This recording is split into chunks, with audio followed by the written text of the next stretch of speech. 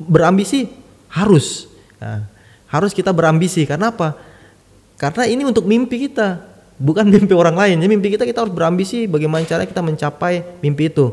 Akhirnya saya sama adik saya buat akun. Saya punya akun pembiayaan. Boleh sebutin nggak? Apa nggak usah? Boleh. Salah satu akun pembiayaan itu kalau nggak salah Kredivo dulu ya. Tapi saya punya akun cicilan. Jadi saya pakai akun cicilan itu untuk bayar dia.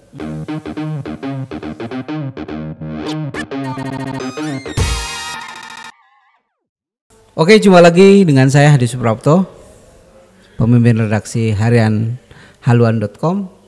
Kali ini kita kedatangan satu tamu.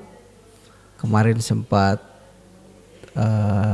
viral, seorang pemuda yang dulunya tinggal di kontrakan di gang sempit, kemudian beberapa minggu yang lalu atau beberapa minggu yang lalu dia pulang kampung ke dekat kontrakan situ. Nah, ngapain? Ternyata dia sekarang jadi caleg. Nah, ini dia Andi Afandi Siga. Selamat siang, Bang. Selamat siang, Bang Hadi. Alhamdulillah sehat. Bang Hadi sehat? Sehat. Nyalek ya? Insya Allah. Insya Allah. Dari partai? Partai Perindo. Kemarin yang kabar kemarin pulang kampung gimana ceritanya? Sekarang tinggal di mana? Oke, sebelum pulang kampungnya. Sekarang tinggal di mana kok kemarin tiba-tiba ada kata-kata pulang kampung ke tempat masa kecilnya di Koja ya? Jadi bukan pulang kampung sebenarnya. Pulang kota. Pulang kota Jakarta Utara. Oke. Jakarta Utara. Jadi kenapa Koja itu sebenarnya tempat tinggal saya dulu. Oke. Jadi selama saya kecil sampai saya selesai SMA itu di Koja, tepatnya di STM Walang Jaya, Gang Teladan 2. Oke. Jadi kemarin ada dari teman-teman ada undangan untuk ke sana. Sebenarnya ini bukan pertama kali saya ke sana lagi. Oke. Sebelumnya pun kalau ada kegiatan atau anak-anak nongkrong, biasanya teman-teman lama itu teman SMP, SMA nongkrong, ya saya ke sana. Saya ke sana. Tapi kalau kemarin bikin kegiatan di sana? Kemarin karena ada acara sebelum 17 Agustus itu, nah sekalian saya diundang.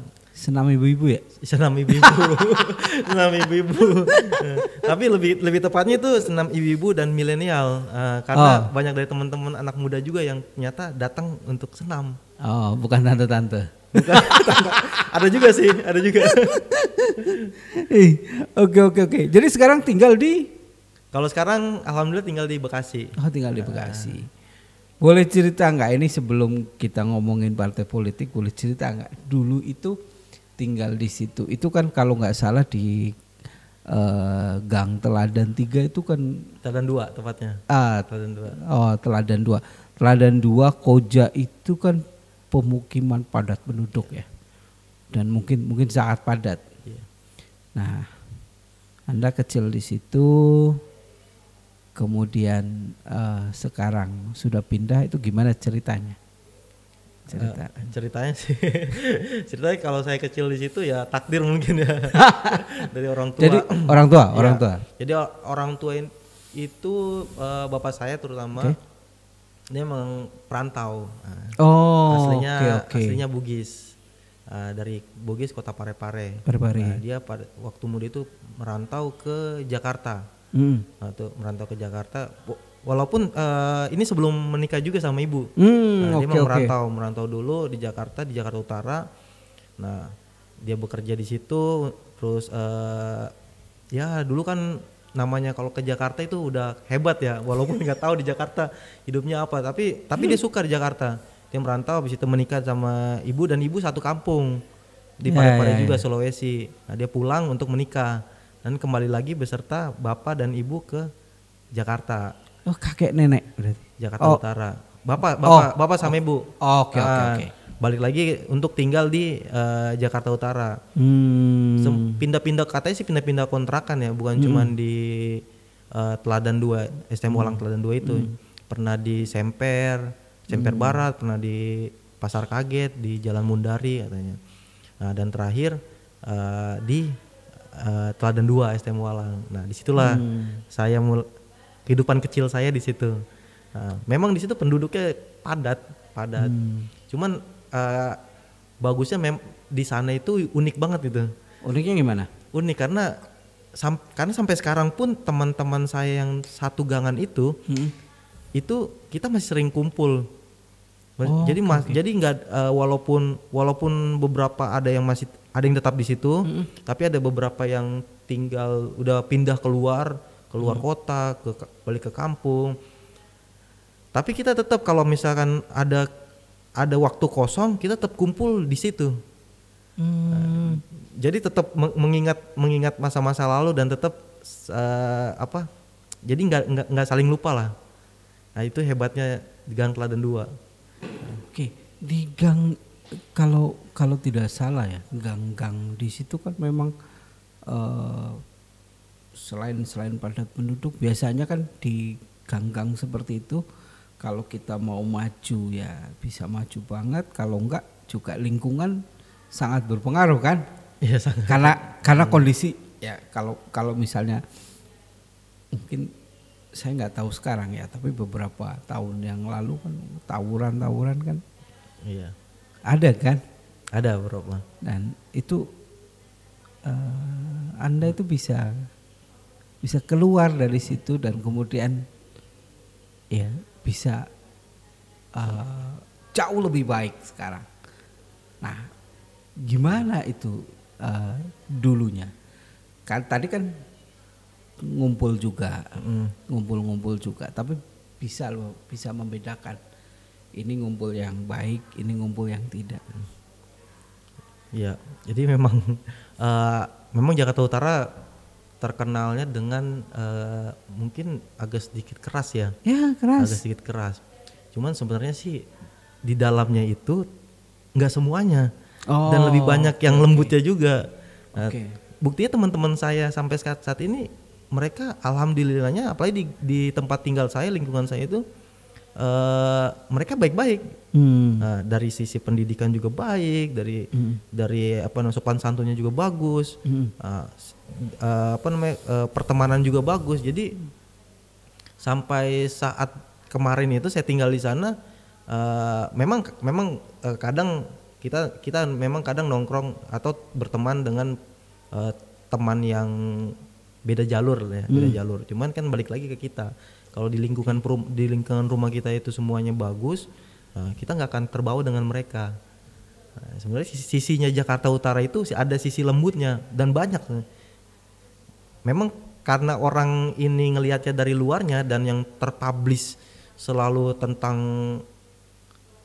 kriminal, tentang tawuran, tentang macam-macam yang jelek-jelek. Nah, itu kita sebenarnya harus turun ke Jakarta Utara langsung tuh ya, apalagi di tempat saya. Karena tempat saya benar-benar saya nggak ngerasain yang kayak begitu banget gitu. Memang sempat ada mendengar kegiatan-kegiatan yang kurang bagus kayak gitu, cuman orang-orangnya nggak 100%, bahkan di atas 50% mereka nggak kayak gitu. Saya sebenarnya mengalami sendiri tahun 2000, mungkin Anda masih kecil, tahun sekitar 2005 baru lahir. 2005 SD, SMP. 2005 saya SD, SMP ya. Saya lahir tahun 91. Iya, SMP kayaknya. SD SMP. 2005 itu saya bekerja di satu majalah di Jakarta Pusat, di Menteng. Tapi malam harinya saya bekerja untuk satu tabloid. Satu tabloid itu di Warakas. Kebayang nggak? Warakas? Iya. malam lagi ya. Saya datang kan, kalau di kantor Menteng itu baru kelar jam 7 jam 8, saya akan jalan ke sana dan itu selesainya pasti jam 3 subuh, jam 3 atau jam 2. Dan itu waktu itu karena saya kan pendatang, Saya tidak tahu itu Warakas itu apa, saya tidak tahu itu Priuk itu kayak apa. Saya biasa jalanin. Jadi kalau jam 3 pagi keluar dari kantor itu pulang ke Menteng itu Warakas itu lewat samping itu loh, Priuk bawah tol yang sekarang Masjid Babalun ya.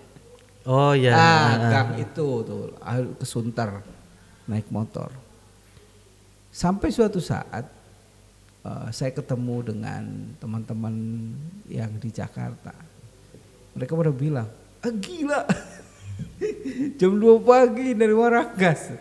Tapi kan itu sebenarnya stereotip ya.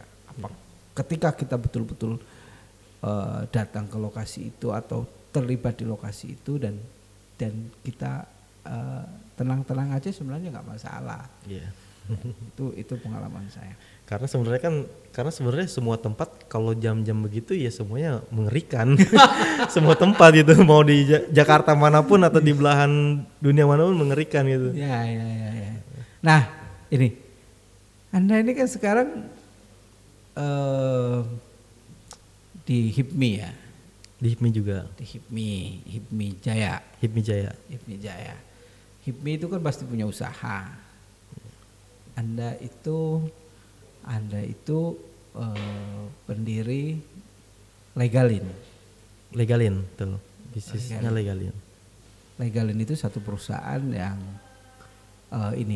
yang menyiapkan atau membantu pembuatan legalitas perusahaan ya. Iya. Oke, Legalin.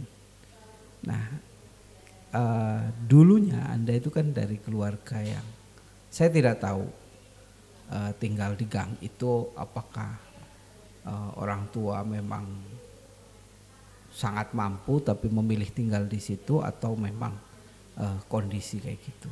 Nah tiba-tiba Anda bisa membangun satu perusahaan besar dan itu dalam usia yang relatif muda.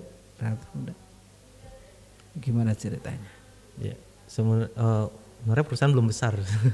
Ini baru berkembang, kita baru coba mencontoh perusahaan-perusahaan besar. Apa tetap sudah bisa sudah bisa nyewa tempat. Ya. Tapi minimal artinya memang karena ini peluang juga, salah satu peluang. Karena ada peluang makanya saya pribadi mencoba. Nah, kalau awalnya kenapa dulu saya tinggal di gang itu ya namanya orang tua. Betul. Kehidupannya orang tua mungkin saya kurang paham dia kenapa harus tinggal di situ. Cuman ya mungkin mampunya di situ. Mungkin mampunya di situ dan itu sebenarnya itu saya nggak merasa menyesal. Jadi karena di situ penempaan hidup saya itu jadi lebih bagus, saya lebih kuat gitu untuk punya motivasi gimana saya bisa mandiri, apalagi bisa mengangkat derajat orang tua. Nah, ya singkat cerita di situ saya hidup 17 tahun, SD-nya di SD 09 Pagi itu di Mundari, Pasar Kaget. Terus SMP saya ke Balai Rakyat. Balai Rakyat SMP dekat situ juga. SMP 121 Jakarta. Nah, terus SMA-nya di SMA 75 Jakarta, dekat-dekat situ juga, Jalan Tipar Cakung. Nah, setelah SMA ini sebetulnya saya betah di situ. Cuman karena orang tua dia pernah beli rumah, nyicil rumah di daerah Bekasi pada saat itu, dan ternyata mereka pikir mendingan kita pindah aja karena kan udah lulus SMA juga. Uniknya saya lulus SMA, adik saya yang kedua itu lulus SMP, adik saya yang ketiga itu lulus SD, adik saya yang keempat masuk SD. Nah itu barengan, jadi 3 tahun jedanya, 3 tahun 6 tahun. Nah itu unik, jadi itu momentum untuk pindah. Jadi momentum bagus banget. Nah, akhirnya mereka sepakat, gitu. Yaudah kita pindah aja. Sebenarnya saya nggak mau, saya dulu nolak banget tuh. Ya tahu sendiri kalau kita udah di Jakarta mau pindah ke Bekasi, Bekasi kan dulu katanya, wah planet lain ya. Itu di mana lah kalau ada ledek-ledekan tuh anak-anak bilang gue tendang lu sampai jonggol ya kan. Gitu. Ya kan itu kan ledekan maksudnya dia tendang jauh ya kan, daerah Bekasi sono belakang tuh hampir ke Bogor. Nah pikiran saya Bekasi itu jauh banget, emang jauh sih dulu karena belum ada akses, belum seperti sekarang. Nah akhirnya kita pindah ke Bekasi nggak punya temen dong. Saya kan karena lulus SMA. Betul. Ya kan teman itu teman dari SMA, SMP, SD teman. Gak punya teman. Disuruhlah kuliah. Suruh kuliah, pilihan yang paling prioritas ya UI. Setelah UI ITB. Nah, setelah ITB turun ke IPB. Nah, setelah IPB terakhir disuruh pilih Universitas Hasanuddin. Makassar. Okay. Ya kan? Saya memang turunan Bugis, cuman saya nggak pernah ke sono, nggak pernah tinggal di sana, jadi saya menolak keras mau ke pilih sono ya, pulang ke kampung. Nah singkat cerita tes UI nggak lolos. Dulu ada namanya tes SIMAK UI dulu ya, SIMAK UI. Terus setelah itu tes SMPTN, pilih tiga pilihan, ITB, IPB dan terakhir Universitas Hasanuddin. Nah Universitas Hasanuddin ini saya pilih terakhir ya, itu pun jurusannya sebenarnya saya nggak tahu, jurusan dulu nggak paham tuh mas. Ambil jurusan apa? Teknik pertambangan. Mining engineering itu masih baru lah di kampus itu. Ya udah pilih. Nah, dan 1 bulan kemudian setelah SMPTN akhirnya diterimanya di Universitas Hasanuddin. Yang saya nggak mau banget tuh, Nah, namanya kita dulu sama orang tua 17 tahun disuruh merantau, itu rasanya ya nggak banget gitu, nggak mau. Walaupun ke kampung nenek moyang. Walaupun kamu banyak keluarga di sana kan. Iya walaupun banyak keluarga di sana, tapi kan kita 17 tahun artinya ya kalau bilang anak manja deh memang, karena tiap malam pulang ke rumah tidur sama orang tua. Apalagi waktu dulu kan tinggal di Priuk gitu kan, kontrakan 3 petak, satu tempat tidur bareng-bareng. Ya anak manja. Nggak mau, saya tolak. Saya nggak mau. Andi nggak mau ke Makassar. Nah langsung katanya dibujuk. Akhirnya kalau nggak ke sono nggak bisa kuliah, karena jalan satu-satunya kuliah di sana, karena di sana itu Makassar tuh alhamdulillah Universitas ini SPP-nya murah. SPP-nya murah. Waktu saya tuh eksak cuma 600.000 per semester. Nah pilihannya cuma itu, dan nggak ada, mau di kampus swasta pun ya nggak mampu, nggak bisa lah. Kita nggak bisa kuliah kalau itu. Ya pilihannya antara kerja atau kuliah. Kalau kuliah pun di Makassar. Ya udah katanya.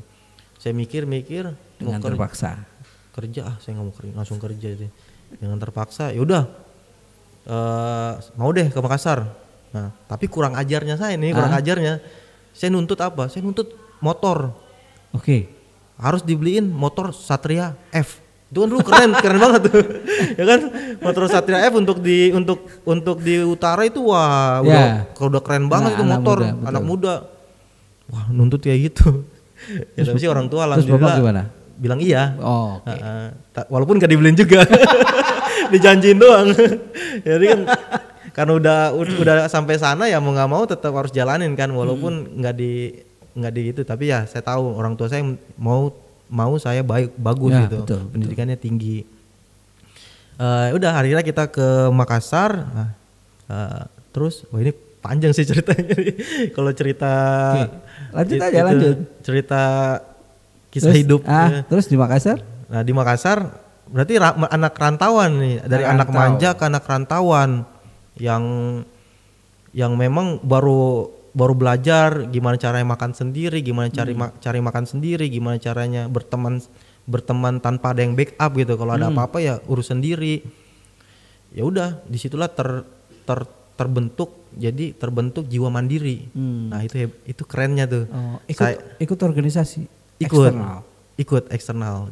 Jadi ikut HMI. Juga HMI, bukan nggak HMI, HIPMI dulu. Nah, HIPMI juga, tapi bukan HIPMI pengusaha. Himpunan pelajar mahasiswa Indonesia Pare-Pare. Jadi Organda, organisasi daerah. Itu sempat masuk juga. Dan di sana ya mau nggak mau harus mikirin biaya sendiri, harus mikirin SPP sendiri. Walaupun kadang juga ada transferan sih, transferan. Tapi namanya kehidupan sendiri itu ya banyak lah. Ternyata lebih berat. Ya kelihatannya berat, cuman tinggal gaya hidup kita itu mau makan apa kan kita tinggal atur sendiri. Nah, ya udah di kuliah sambil ada beberapa sampingan. Sampingan nyoba kerja sama nyoba bisnis, bisnis kecil-kecilan. Tuh, mulai bisnis itu bisnis apa dulu? Nah, jadi mulai bisnis itu di sono di Makassar. Makassar gitu. Bisnis apa? Jadi saya kerja jadi tentor ya, tenaga tutorial di salah satu bimbingan belajar. Sekaligus mulai bisnis pertama bisnis jual pulsa yang paling gampang ya, jual pulsa ke keluarga-keluarga. Jauh dari teknik pertambangan ya? Iya, dari pertambangan. Teknik pertambangan nih. Jual pulsa keluarga-keluarga itu ternyata nggak bagus lah hasilnya ya kan, karena ada beberapa yang utang. Tahu sendiri jual pulsa untungnya 100 perak, 75 perak, paling tinggi 200 udah hebat banget tuh. Satu kali utang 10.000 udah pusing. Betul. Udah pusing ya. Malah saya jual pulsanya sampai kemarin beli dulu nanti saya jemput uangnya gitu. Akhirnya juga nggak jalan karena tekor sendiri uang bensin kan. Terus sempat juga buka bimbingan belajar jadi kan banyak keluarga di sana, banyak tante-tante punya rumah-rumah. Nah rumahnya ada teras. Nah terasnya itu saya pakai untuk bimbingan belajar. Jadi saya panggil anak-anak sekitar, bayarnya seikhlasnya sebulan. Itu karena kan saya tentor juga nih, tentor matematika. Nah, saya ajar matematika mau anak SD, mau anak SMP, mau anak SMA. Tapi fasilitasnya di teras itu. Nah, bayarnya seikhlasnya. Jadi mau dia bayar 20.000 boleh, mau bayar 10.000 boleh, bahkan bayar 50.000 juga nggak apa-apa. Nah, itu ada beberapa tempat.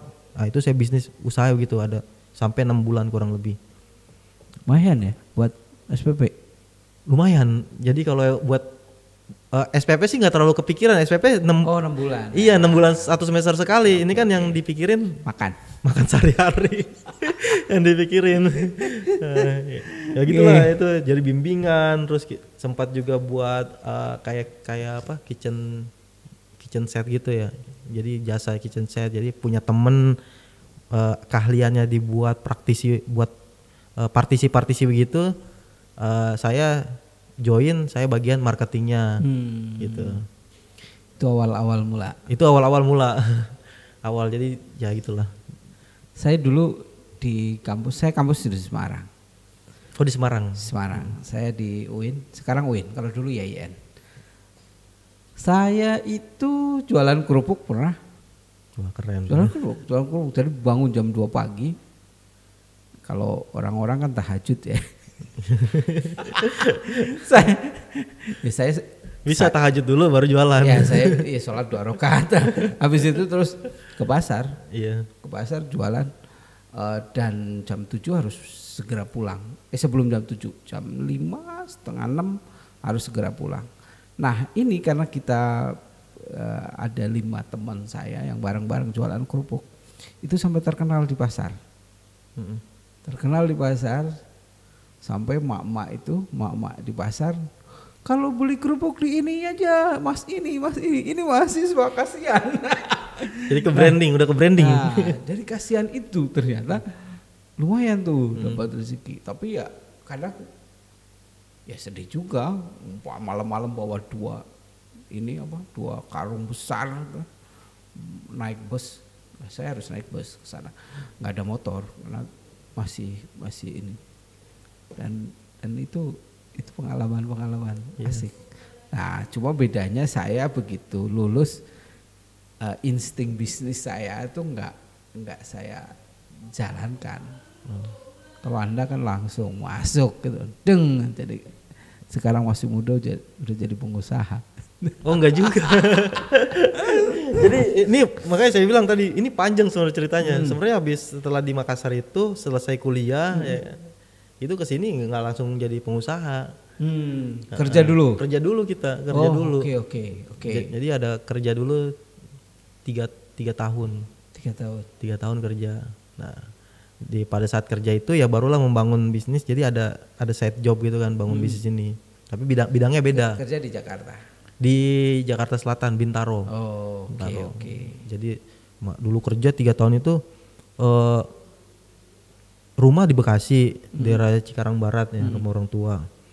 Terus ke Bintaro. Itu jaraknya 40 kilo. Naik kereta? Naik motor. Oh, oke. Naik motor. Alhamdulillah naik motor. Jadi 40 kilo itu, jadi saya berangkat kerja itu bareng-bareng sama bapak-bapak dan ibu-ibu tukang sayur. Nah itu barengan tuh jam 5, jam setengah 6 ya kan, di jalan daripada tukang sayur. Sampai di daerah Simatupang udah jam 7, setengah 8. Udah mulai macet ya kan. Jadi saya pokoknya kalau jam setengah 6 lewat dikit itu berangkatnya, itu telat pasti. Oke. Nah, jadi harus dibawa jam setengah 6 berangkatnya. Atau pas banget jam setengah 6 boleh gitu. Itu lumayan. Itu kerjanya perusahaannya mirip nggak dengan yang modalin legalin itu? Beda. Oh, beda. Itu perusahaan IT. Oh, oke. Nah, terus setelah kerja kemudian dapat ide dari mana untuk bikin legalin dan ya kan nggak cuma ide terus modal dan nyali sih paling penting kan sebenarnya nyali. Itu gimana itu? Mungkin baru 3 tahun kerja, berarti usianya kan paling sekitar 27-an ya. 27-an tuh. Ya 27 nekat bikin. Tahu banget ya Bang. Ya kan kira-kira. Itu nekat banget itu umur 27 buka sendiri. Itu gimana? Ya. Ya jadi memang kalau cerita ini kalau back itu saya juga ini kadang nggak nyambung nih. Oke. Karena apa? Karena apa yang dilakukan itu berdasarkan opportunity aja gitu, peluang ada peluang kecil coba gitu, peluang kecil coba. Nah, cuman memang dari dulu kan karena penempaan hidup saya, karena juga ajaran dari orang tua itu sangat baik tuh. Orang tua saya itu dulu alhamdulillah mereka anak-anaknya. Mau pilih sekolah mana, mau main di mana, yang penting pulang dan jangan pernah celaka bikin gitu buat bikin masalah, buat diri celaka atau orang lain celaka. Yang penting pulang ke rumah gitu. Dan dia nggak pernah arahin kita ke sini nggak pernah.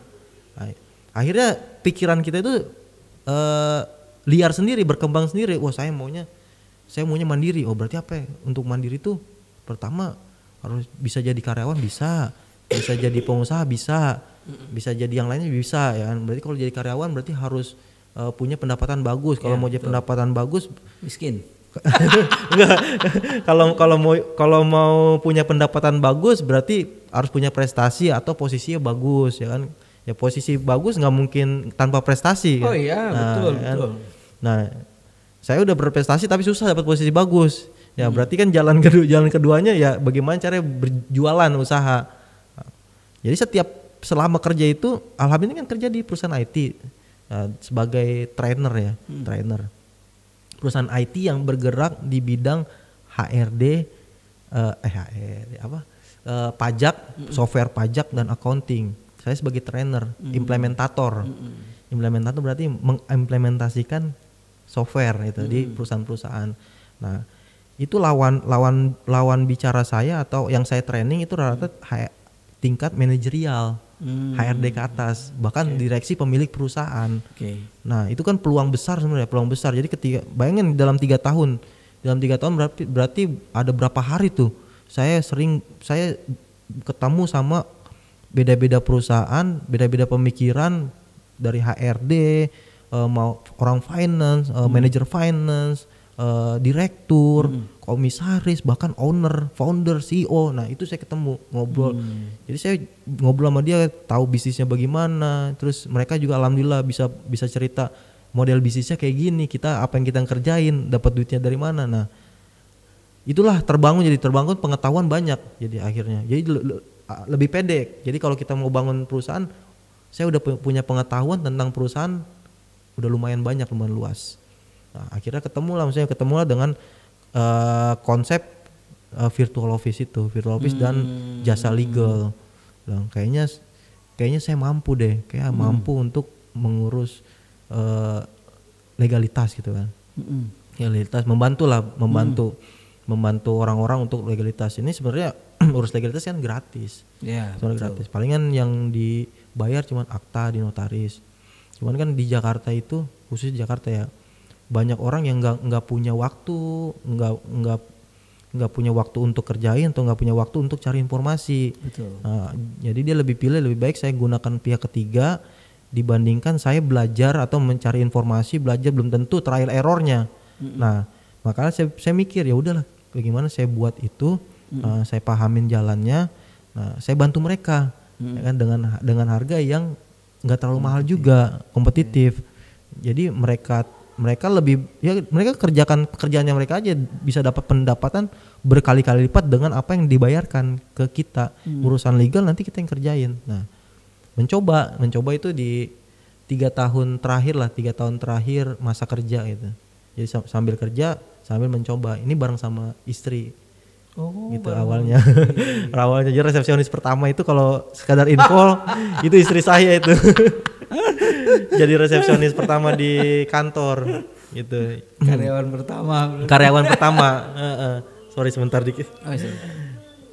Nah, jadi resepsionis pertama. Jadi bareng sama istri jalan. Alhamdulillah ya. Sama adek juga, jadi bertiga. Gitu. Saya sambil kerja, istri juga dulu ada pekerjaannya. Nah, ada yang di lapangan, jadi saya bagi-bagi tugas gitu. Ada yang konsultasi, ada yang turun di lapangan, ada yang marketing pakai digital marketing gitu. Ya awalnya dari situ. Jadi dari pengetahuan, dari mungkin pengetahuan yang tadi tempat saya bekerja, dari keinginan yang mau mandiri. Mandiri secara, kan kalau orang bisnis katanya pengusaha ya, bisa mandiri secara finansial sama waktu. Nah, itu kan harapan, mimpi hampir semua orang mimpinya kayak gitu. Bebas waktu, bebas finansial. Nah, makanya saya bagaimana mau banget jadi pengusaha. Walaupun sekarang ya bukan pengusaha besar, tapi lumayan minimal udah mencoba jadi pengusaha. Nah, dan sudah berjalan 5 tahun. Dan ini modal dari keluarga sendiri atau akhirnya ada investor yang gabung? Nah, ini ada. Jadi kalau saya cerita awal mulanya semuanya serba unik gitu, serba aneh gitu. Mulai dari modal, tadi kan ceritanya juga kenapa jadi saya banyak yang bilang nih saya orang tambang, lulusan tambang. Terus dapat peluang kerja di perusahaan IT. Itu udah nggak masuk akal. Nah, terus sekarang di legal, ya kan? Ini kan 3 rentetan ini sebenarnya nggak ada yang mirip gitu, nggak ada yang inline. Nah, balik lagi sekarang nih ke modal nih. Modal juga aneh juga nih cara kita nggak dapat modal gitu. Dapat modal dulu. Ya nggak ada investor, duit juga pas-pasan. Nah kita penyewa virtual office juga, gitu. Kita nyewa virtual office kan butuh uang tuh, ya nyari uang cash sebesar 3 juta itu untuk nyewa setahun kan agak susah buat kita dulu ya. Gaji dulu ya masih UMR tahun 2016-17 ya. Akhirnya saya punya handphone iPhone berapa tuh, iPhone 6 yang kecil tuh warna abu-abu, yang kecil tuh iPhone 6 itu dulu itu saya beli nyicil di salah satu pembiayaan lah dulu, nyicil yang udah lunas, alhamdulillah udah lunas. Nah, dari situ punya handphone nih, punya itu gimana caranya dapat uang.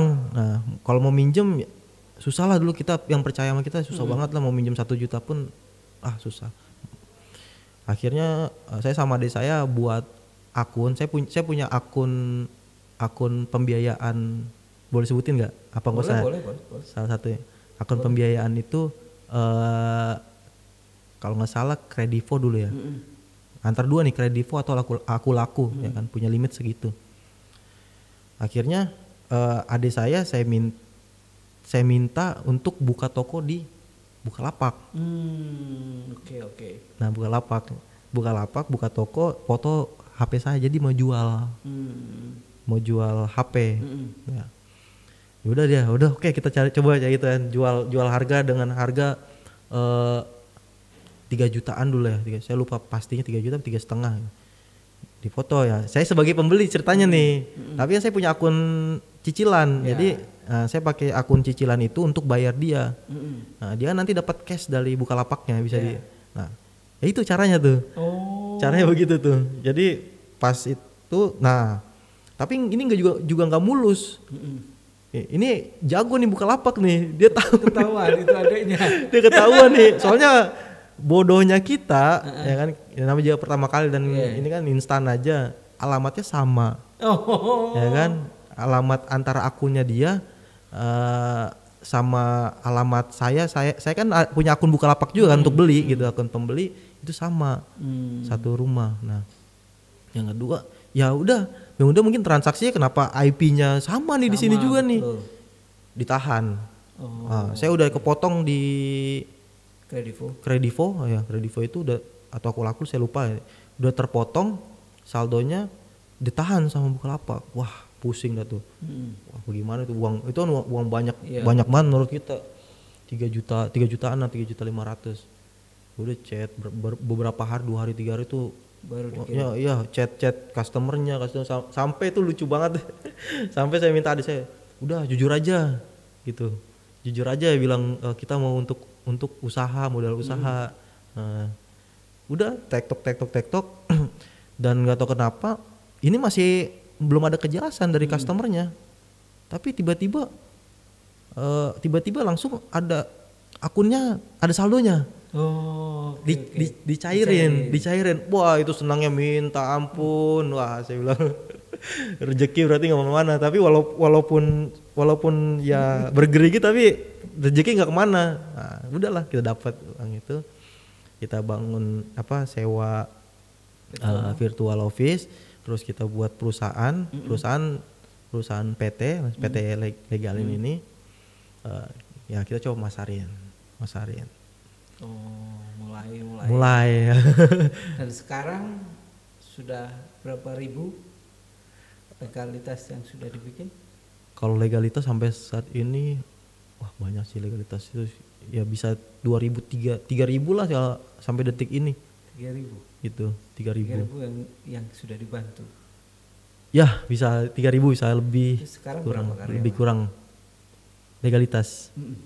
Jadi kalau sekarang legalitas kita, pengurusan legalitas bukan sekedar di pendirian perusahaan. Gitu. Jadi ada legalitas lanjutan yang bisa kita bantu.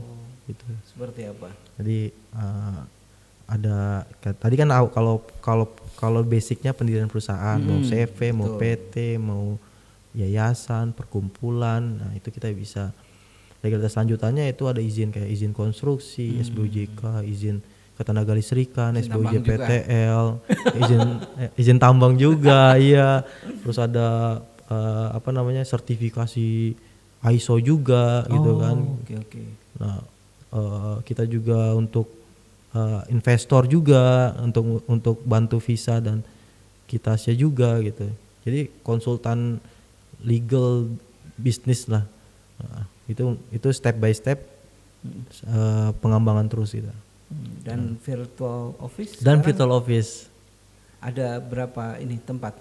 Ya, jadi dulu kita penyewa, sekarang udah punya tempat nih ada 2 virtual office. Kita nyewain virtual office di Jakarta Timur Duren Sawit 1, sama di Jakarta Selatan di Mall Epicentrum Wall. Itu yang ya, jadi ada 2 virtual office kita. Keren ya. Lumayan. Dari modal segitu, dari semangat. Ini saya pikir sih semangat ya. Iya, modal semangat ya, benar. Semangat. Ya karena kan tadi modal kan nyaris gagal juga. Nyaris hilang juga itu, Bang. dan ini keren juga. Nah, kemudian ini kan sudah jalan. Kemudian usaha sudah, usia masih 31 ya? 32 kemarin 32, Juli. 32. Usia 32, usaha sudah jalan, udah mapan. Nah sekarang masuk politik, apa tujuannya sih sebenarnya? Masuk partai apa? Perindo. Nah, kenapa pilih Perindo? Ya ini makanya sih, ini kisah hidup saya agak lucu-lucu gitu. Tapi saya percaya memang nih dari dulu itu apa yang kita inginkan gitu, selama itu hal baik, itu Allah mendukung, Allah mendukung banget gitu. Nah pertama ini sebelum masuk di Partai Perindo beberapa, kan dulu booming banget tuh Perindo, yang masuk pertama kali itu tahun 2019 ya, 2025 booming banget. Nah, ke branding untuk kesejahteraan masyarakat, ke branding untuk kesejahteraan UMKM ya. Nah, saya cocok banget kayak dengan visi itu. Saya mau masuk deh. Pada dulu tuh, pada saat tahun-tahun segitu, tahun-tahun 2019 ya. Nah, setelah itu tapi saya nggak berambisi gitu. Maksudnya saya mimpi kalau seandainya saya mau mengabdi di politik atau masuk ke partai politik yang saya pilih itu dari sekian banyak partai yang sesuai dengan ideologi saya yang saya merasa nyaman itu Perindo. Tapi saya nggak berambisi. Nah, di tahun 2022 akhir atau 2023 awal akhirnya ada teman di HIPMI yang dia sekarang itu, ini terima kasih juga nih sama teman saya nih, Ketua Erlangga. Boleh disebutin? Ketua Erlangga namanya, Erlangga. Okay. Jadi Ketua Erlangga itu dia menjabat sebagai Ketua Pemuda DKI Jakarta, dan dia memanggil saya gitu. Bagaimana kalau ikut di berjuang bersama-sama di Partai Perindo, di Pemuda Perindo DKI Jakarta. Nah, ini kan cocok banget deh. Kok tiba-tiba ada peluang ada peluang keinginan sesuai dengan apa yang saya inginkan dulu. Betul. Ya otomatis kemauan saya tinggi di situ. Ya udah, ikut sama dia. Akhirnya jadi wakil ketua umum Pemuda Perindo DKI Jakarta. Dan sekarang maju sebagai bakal calon legislatif DKI Jakarta, Dapil 2 Jakarta Utara. Kecamatan Cilincing, Koja, Kelapa Gading, dan Kepulauan Seribu. Gitu. Okay. Udah siap-siap keliling Kepulauan Seribu. Oh siap dong. Siap. Nah, ini oke sih, tapi kisah-kisahnya menarik. Jadi mudah-mudahan ini banyak menginspirasi, dan kami berharap mudah-mudahan sukses. Amin. Di politik. Amin. Sesukses usahanya. Amin. Ada pesan-pesan buat pemuda Jakarta yang masih seneng scroll TikTok berjam-jam, yang masih seneng tidur-tiduran. itu saya banget sih dulu kayak gitu. Saya juga sekarang juga itu kadang ada zona di mana kayak gitu. Iya, tapi kan ada usaha. Artinya kita ada berkarya juga. Iya. Misalnya kan ada yang kalau pada saat kita zona itu dan itu kan candu. Ya, betul. Ya kan itu candu, jadi bergerak itu susah banget gitu. Jadi kalau misalkan kita ternyata jadwal nih, ada peluang nih, kita ada jadwal meeting, ada klien jadwal meeting, akhirnya kita batalin atau kita undur karena kayak gitu. Scroll TikTok. Karena itu, makanya saya udah mulai kurangin kayak gitu ya. Ya cuman kalau tanya pesan-pesan ya. Kamera ini silakan. Ya. Jadi sebelum ke apa yang saya ingin berikan gitu, ingin sharing ke teman-teman, khususnya teman-teman muda, apa yang saya lakukan pada hari ini dan apa yang saya dapat pada hari ini itu tidak lepas dari ajaran dari orang tua. Jadi orang tua memang nggak protektif banget, tapi mereka membebaskan dengan alasan ya udah terserah, itu yang kamu suka, ya itu jalanin gitu. Itu jalanin aja. Dan alhamdulillah saya hidup di lingkungan yang sangat bagus, dalam arti sangat bagus. Tetangganya bagus, teman-teman di sana bagus, mereka mengajak saya mengajak mereka ke arah yang benar juga, dan jadilah saya pada saat ini gitu, seperti ini. Walaupun seperti ini bukan apa-apa sebenarnya, tapi minimal saya dari dulu itu ada peningkatan sekarang. Nah mudah-mudahan itu jadi motivasi untuk teman-teman muda semua, bahwa kita udah mulai mimpi kita itu harusnya di selesai SMA itu kita udah mulai menata langkah-langkah apa yang harus kita lakukan untuk menggapai mimpi kita. Nah, kita berambisi harus kita berambisi. Karena apa? Karena ini untuk mimpi kita, bukan mimpi orang lain. Jadi mimpi kita harus berambisi bagaimana cara kita mencapai mimpi itu. Nah, langkah-langkahnya kita nggak tahu, betul, emang nggak tahu. Tapi kalau kita berambisi dan kita ingin memang mencapai mimpi itu, Allah mendukung, Tuhan melihat. Nah, itu nanti akan terbuka jalan, akan ada peluang, ada opportunity walaupun kecil itu kita bisa ambil, kita bisa laluin. Nah, jadi semua akan mengalir tanpa kita sadari bahwa ternyata kita udah naik 2-3 langkah, 4 tangga, 5 tangga berikutnya gitu. Jadi ya mulailah kurangi hal yang kurang produktif. Nah, kita mulai, ya tadi saya bilang scroll TikTok. Ya, kita mulai scroll TikTok kembali. Jangan balik lagi dong kalau itu. Itu mungkin tips dari saya, walaupun memang enggak sepenuhnya benar, cuman sangat baik untuk dilaksanakan. Terima kasih. Oke, thank you Bang Andi. Makasih Bang Hadi. Makasih sudah datang ke kantor Haluan di Kebon Kacang. Makasih. Menyempatkan waktu siang bolong. Makasih juga udah diundang di kantor yang hebat. Terima kasih. Keren banget kantornya. Oke, mudah-mudahan sukses ya. Amin. Thank you. Kasih Bang. Yuk.